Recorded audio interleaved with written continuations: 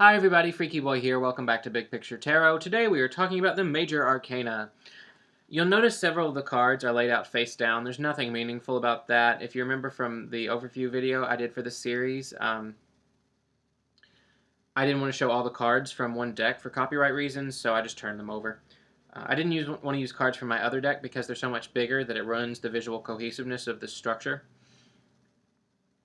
So we are, oh no, I also wanted to apologize for the sound quality in this video. I know that I kind of sound like a chipmunk, but that's because I'm talking to my computer at an angle, and it's slightly close. I don't know why it does it, but I sound funny, and I can't do anything about it that I know of. So we are talking about the Major Arcana. If you remember, the Minor Arcana were about the worldly experiences of the higher self, and the Major Arcana represent the higher self itself. This structure I've laid out here with the Fool being separate, and then the cards 1 through 21 laid out in 3 rows of 7. They're laid out in order.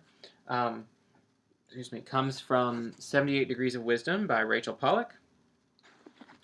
She does this because these last 3 cards, the Chariot, Temperance, and the World, are about achievement, fulfillment, completion of things. And not only that, they're about achievement, completion, fulfillment of the cards that came before them, of the themes of those cards and where they're going. They all kind of lead up to the last card of each row. So she organizes them that way. There's a little more reasoning for that she talks about in her book that's not relevant here. So if you're interested, definitely check out her book. It's great for learning the Major Arcana.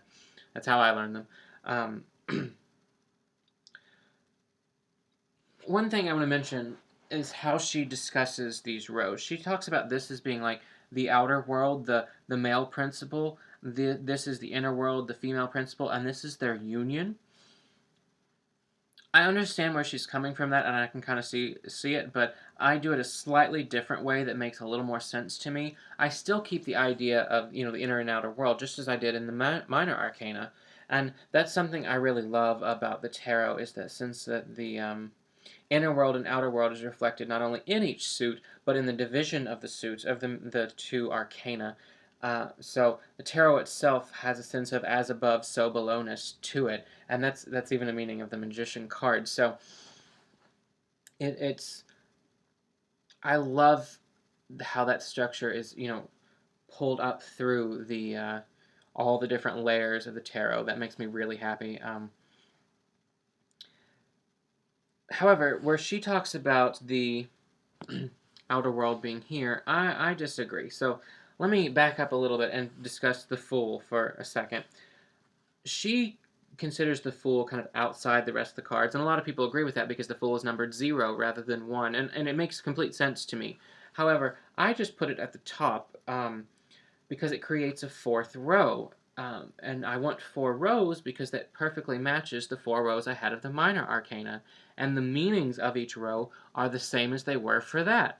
So the first row then is the row that is almost the announcement of the suit and all its themes. So this is a card about the higher self.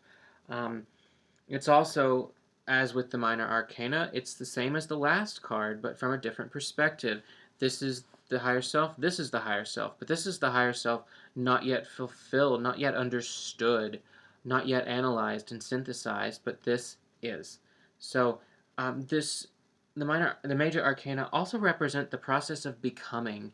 The tarot is about being, as I said in earlier videos, but it's not just that we're alive, it's that the world is dynamic and things change. So not only are we, but we are becoming, and this is the process of the higher self becoming.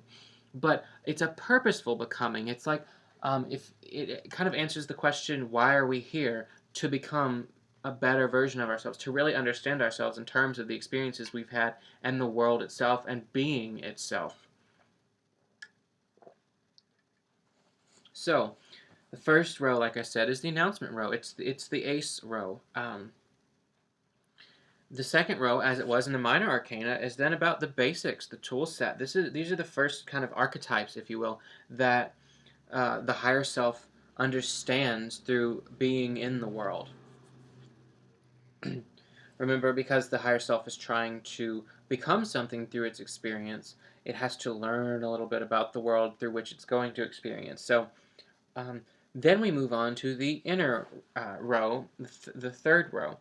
However, when I say inner, it's kind of strange here to talk about the inner world, since we're talking about the higher self. It doesn't seem there could be even more an inner world.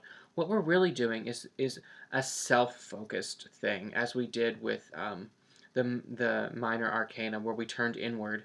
This is the higher self focusing on the self. This was focusing on the worldly experiences, the minor arcana experiences. This is the higher self focusing on itself. And then finally, in the outer row, it's actually just as it was in the minor arcana. We take the lessons learned here and bring them back out into the world and become a whole, a new thing. Our inner world, our outer world, unified. Excuse me. The this is outer in the sense of the higher self becoming something new, and from whatever greatness, the oneness that connects us all, we're suddenly changed by it, and we're no longer what we were before. That's the outerness of this row, and it comes through the process, especially this middle row of reflection on the self. We understand the world, we understand ourself, we become something new. So let that path reflect back on the minor arcana, because of course each teaches the other, informs the other, and reflects the other. Because there's a wonderful back and forth and balance in the tarot that I just love. So, with that said, that basically gives the overview for the major arcana. We still got the 4 rows. Oh, there was one thing I did want to mention. You'll notice this is not a lovely pyramid structure with 4 cards, one for each row out beside it. If you remember what that division was for the major arcana, or the minor arcana rather, we had the situations of the pips, and then the personalities of the court cards, or better understood in terms of the higher self, we had the experiences through which the higher self went in the pip cards, and how the higher self expresses itself in those worldly domains in the court cards. Here, though, we're just the higher self. There's no need for that differentiation. As a result of that, the cards all have much richer, deeper meanings. They're pulling in a lot more here. There's also more of them, as you can tell. There's 22 rather than 14. So this is a little heavier, but that makes sense. It's talking about the higher self. So that then, I think, about wraps up the overview of the major arcana. I'll probably do a video discussing each row. I think I'll include the full in the first row, perhaps. I'm not sure quite yet. I'm going to plan it out a little more.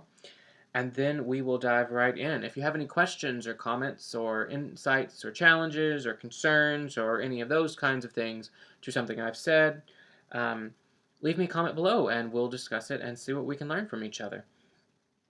So, thank you very much for watching. I'll see you next video. Blessed be.